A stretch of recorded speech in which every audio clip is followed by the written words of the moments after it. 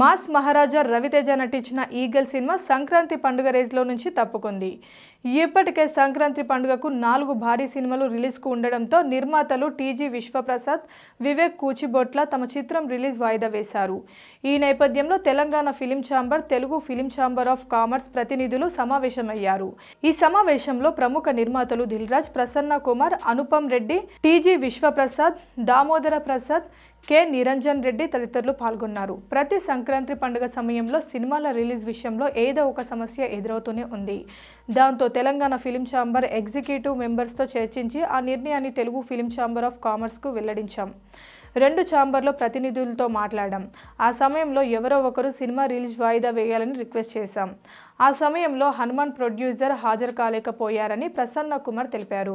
తెలుగు తెలంగాణ ఛాంబర్ల ప్రతినిధుల మీటింగ్లో సూచన చేసిన తర్వాత వారికి ఆలోచించుకోవడానికి సమయం తీసుకోమన్నాం.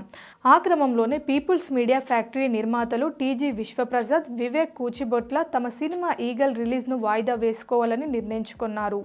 హీరో రవితేజ కూడా ఇండస్ట్రీకి మేలు చేసే విధంగా సపోర్ట్ చేసేందుకు అందరి తరపున ధన్యవాదాలు తెలియజేస్తున్నామని ప్రసన్న కుమార్ అన్నారు.